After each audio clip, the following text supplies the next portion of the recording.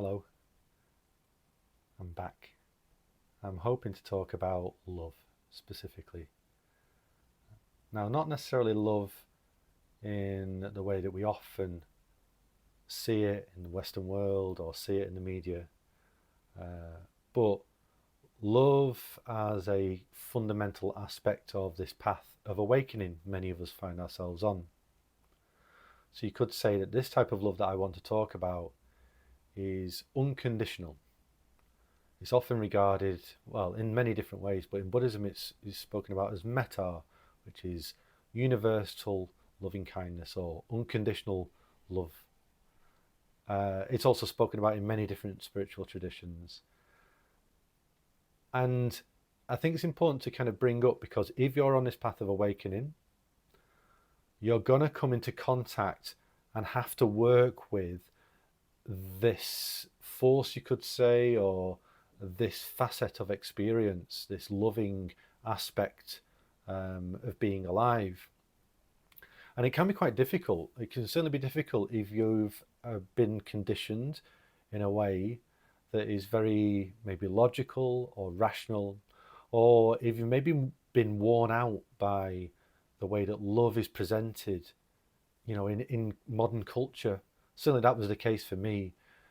You see love on the television, as it's represented on the television or in books, and it's this kind of crude sentimentality which is wrapped up in like a quid pro quo neediness. It's like a desire for someone else to fix me or someone else to give me peace. So that kind of love is very much conditional. And you can recognize that that's the case. You can feel it when you're in that kind of situation. If you behave like this, or if the world is like this, then love can arise, or I can feel in love with you or in love with life. But if these conditions change, then actually, no, I'm falling out of love with you, I'm falling out of love with life, and I suffer. But a type of unconditional love, or you could say metta, as I mentioned before, that we encounter on a spiritual path is way more fundamental.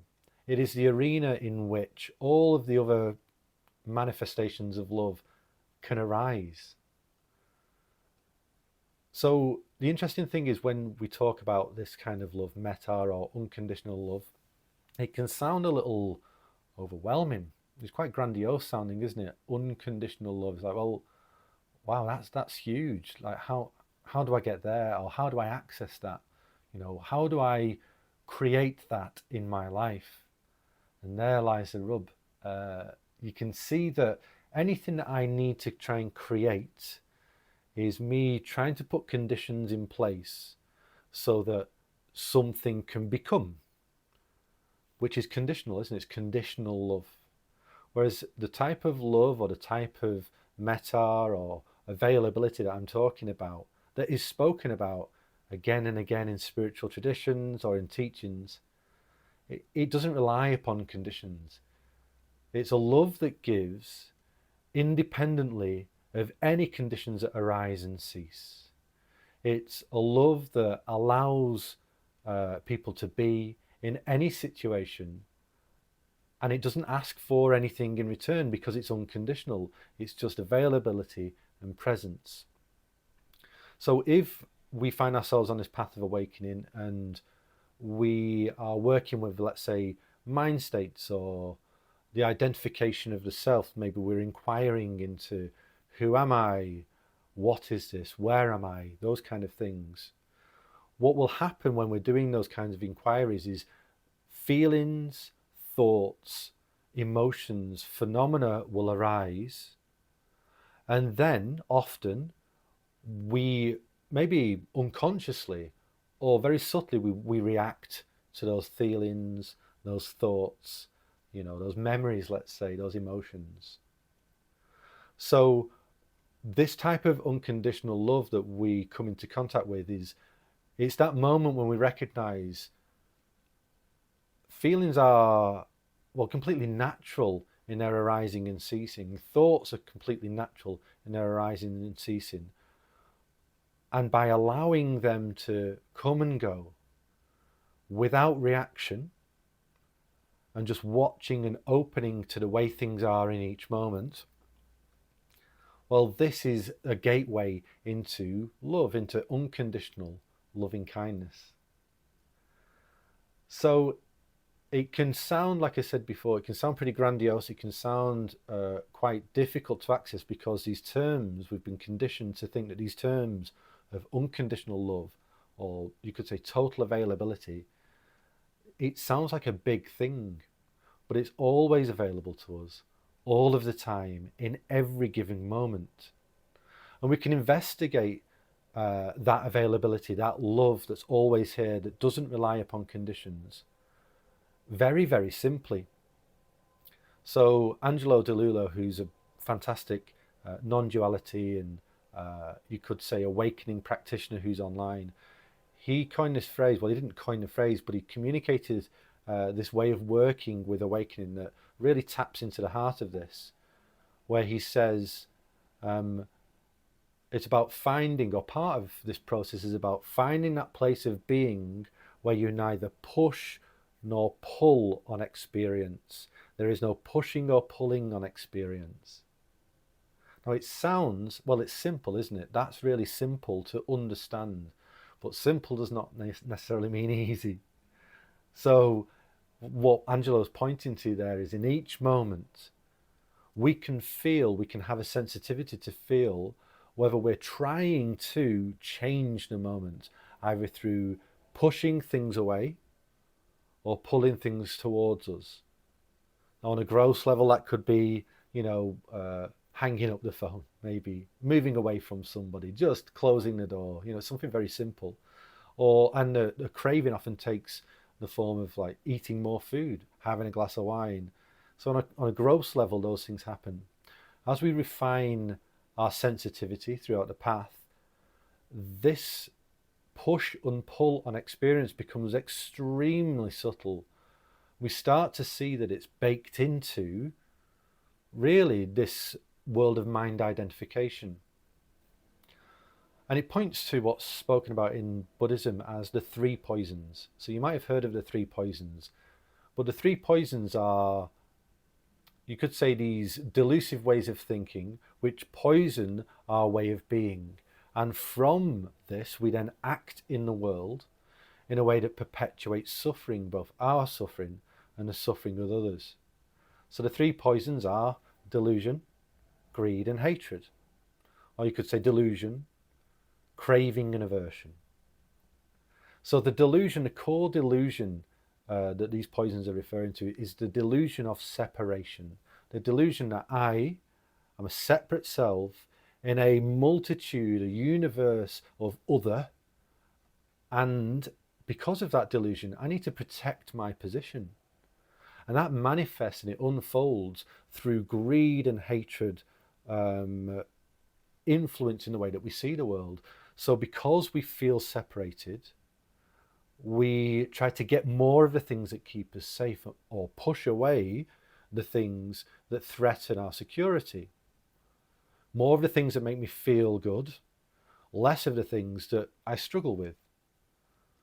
But it's this cycle. So greed, hatred, and delusion, they're joined, they're not separate. I mean, in all of these teachings, none of the things that are being put forward are separate. They're not two, they're non-dual. So these truths exist, you could say, independent or codependently on each other. They intertwine. So greed, hatred, and delusion, they're all part of the same truth of poisonous views of the world. So when we see clearly, or try to see clearly, get a glimmer of the fact that we're not separate, then we can recognize those moments where greed and hatred, or craving and aversion, arise in our mind, or in our being. We can feel how we will move towards something really quickly, or we'll push something away really quickly. So the ability to stay with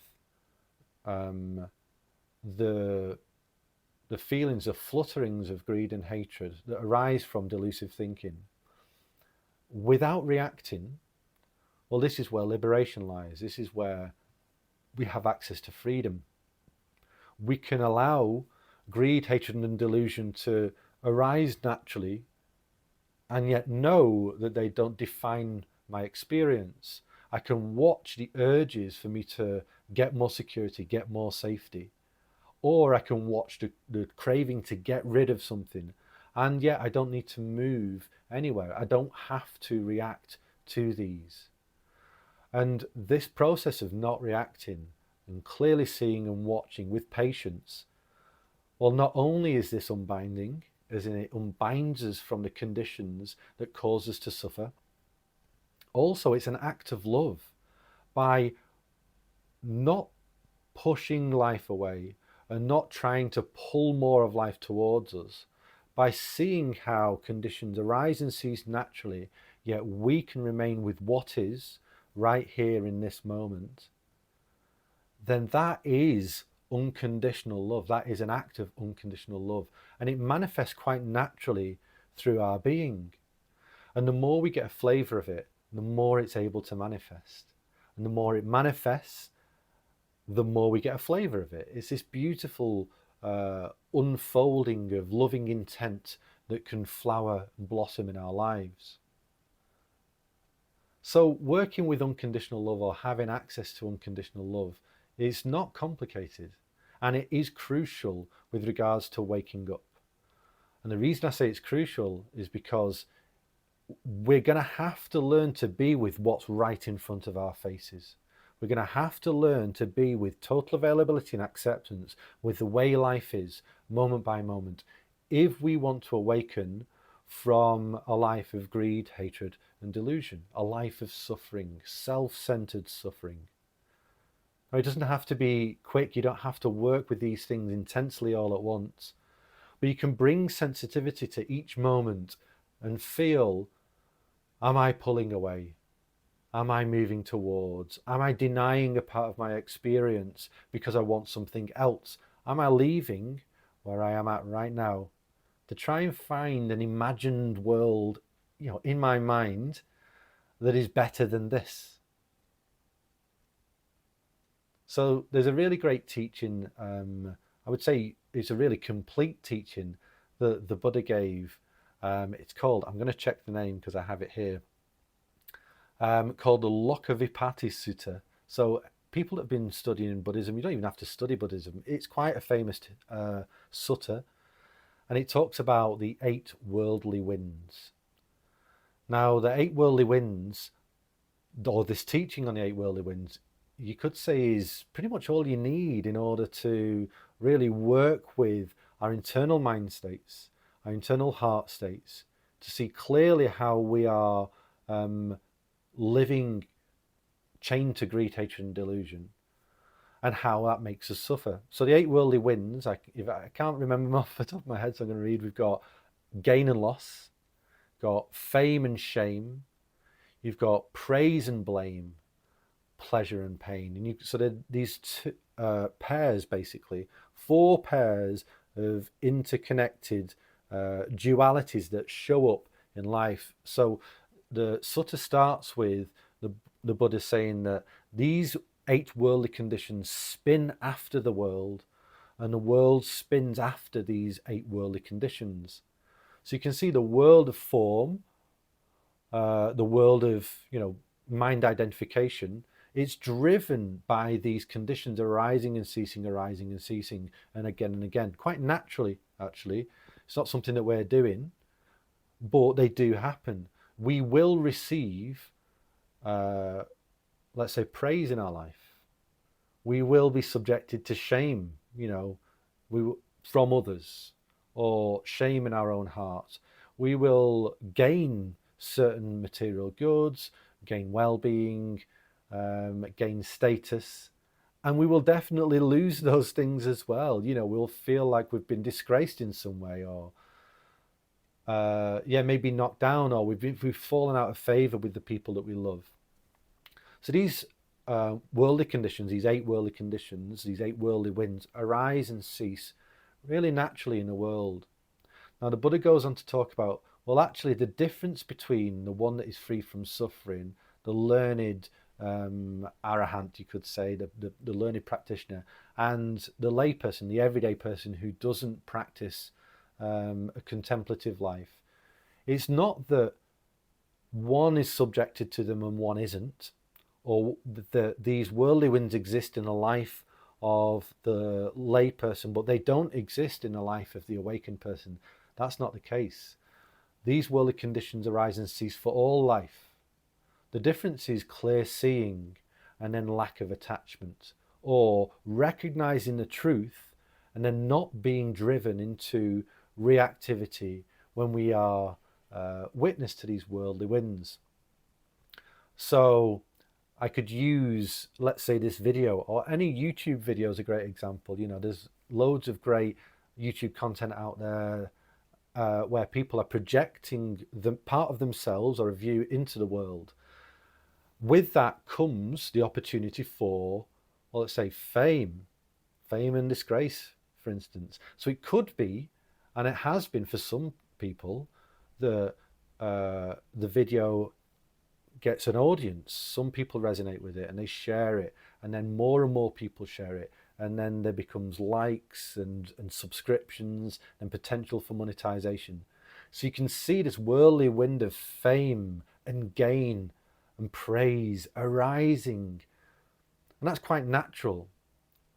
Where we suffer is when we don't recognize this is fame arising, this is gain arising, this is bound to cease, this is impermanent, it is not satisfactory ultimately, and it will pass by.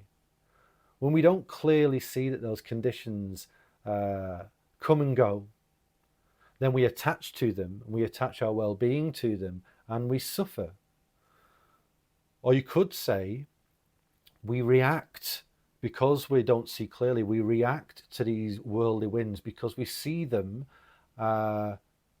through delusion. We see them in a delusional way. We think that they are ultimately satisfying. They say something about us personally, or they're going to give us some kind of safety or security. And therefore we react. So often the reaction to positive worldly winds like praise and gain and fame is, I want more. I want more. My well-being is dependent upon more likes, more book endorsements, more viewers. This is just an example. It could be any part of your life.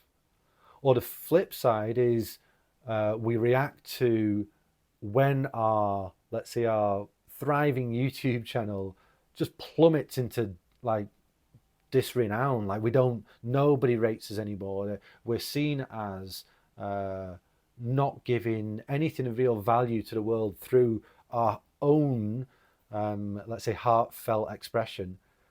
Then we can feel the kind of the blame, the disgrace, the pain, the other side of the seesaw kicking in.